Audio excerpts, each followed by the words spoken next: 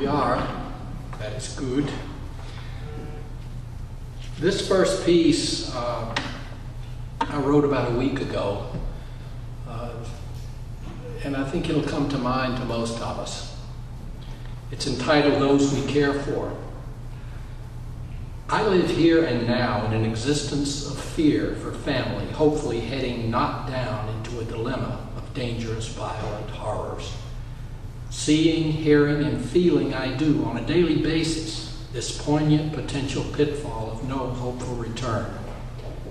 Persons I love at times share their depressed feelings of endured ending, no longer showing interest in pursuing life's hopeful harmony, falling into total distraught devastation of the mourning mind and body, and at times seeking a revenge of sorts. I have found myself here on rare occasion.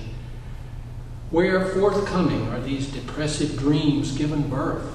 Is it of fatal family times past remembered, of times now today, or of fears tomorrow becoming a future focus?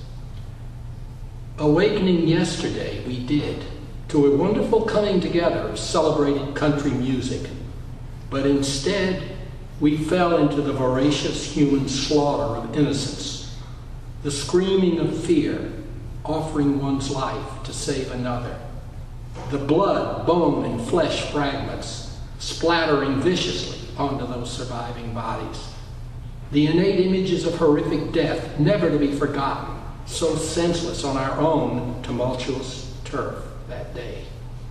Seeing and hearing time and again these countless atrocities across worldwide.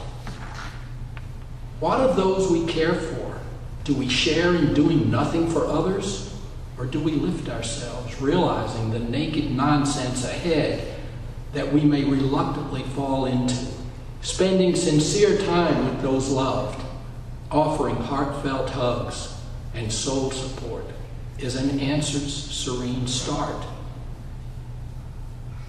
What of he who killed in yesterday's slaughter? Was it possible early on for family, friends, anyone to recognize his psychological downward dive into hell? In so doing, could lost lives have possibly been saved? As society, learn from this we must.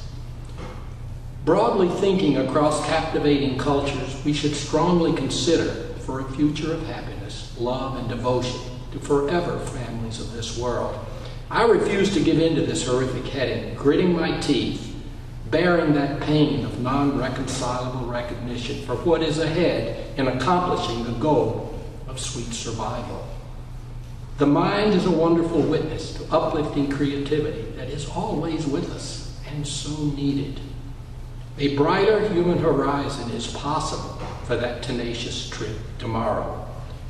We can joyfully join hands to continue life's adamant adventure.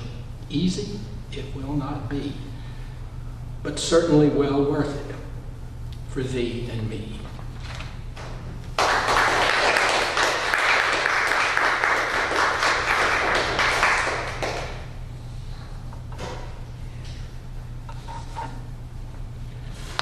I've got another one that I'll read. This is literally based on reality, in a sense. For me, it's called I Myself. In bed at night, I open the door of thought before sleep takes me away into that other reality of non-existing life dreams. Hours, days, months, and years span this trip of dreams, with me having no control of where next I will travel into or fall out of. In these places of unrealism, I feel myself experiencing that moment in space, wherever it is. Thinking prior to this inevitability of dreams, my realistic mind's eye opens a creative ground to explore and arrive there. I do go, whether consciously creating a painting pathway or words of a poetic life to come alive. Either route taken, when consciously brought to bear, allows my being of self to expand freely within this universe of today. In this reality, do I have access to who am I? I know where I've traveled and where I am this moment, but where indeed is my essence headed? Before those nightly dreams come to be, conscious questions of self spur me to further explore that where am I headed? Who will I become? The beauty of living this life onward spirals into the galaxy of tomorrows. My destiny is following said dreams of painting and poetry. In due time, I will arrive at that gracious playground of love and accomplishment. On my life must go to reach those higher heights.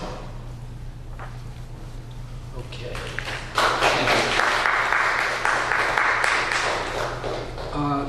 This last piece is a little different, but I certainly think it's worth saying. It's entitled First Glimpse.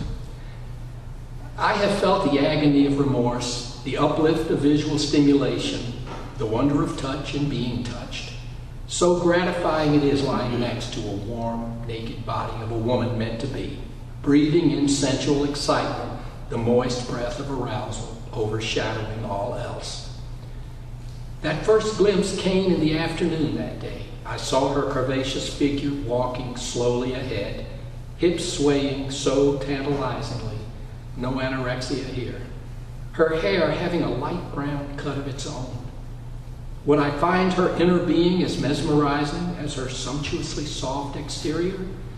Her beauty unfolded before my eyes as I realized I knew not who this woman was. To meet, I had to do, and do I did minutes later. As we entered the lobby, I approached by her side, clearing my throat, not knowing what next would come.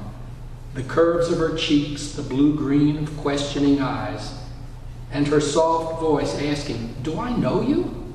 was the driving force that led me on. I quietly stated no, but I would like you to, and me you in return. The elevator we entered alone, standing side by side, her smell navigating through my nostrils as I inhaled her sensuous fragrance. She pivoted slightly toward me, looking into my eyes as I did hers. An extrasensory lightning bolt of magnetism exploded between us. Drawn to each other, we touched, a hot moan quietly escaping our lips as we fell into a tightening embrace. Found I did the elevator stop button as we slid to the floor, our hands roaming as we explored to the fullest each of our bodies from soft wetness to that other hard extreme. Suddenly, I was in a different place, seeming of a hole I had fallen into, not knowing where or why. I opened my eyes, realizing a dream was where I had just been before. The darkened gray of night around me now was foreign, but soon recognizable. A room it was, and a bed I was on. As I turned, there was the sleeping, curved beauty of my mind minutes before, but of reality now. I reached over, touching lightly her fullness, so beautiful profiled in the darkened gray. An exhaling of air drew me closer as she turned. Lifting her leg over mine, we became one. Her name I did not know still, but lasting this togetherness was to be, not only here in the present, but of the future to come. Thank you.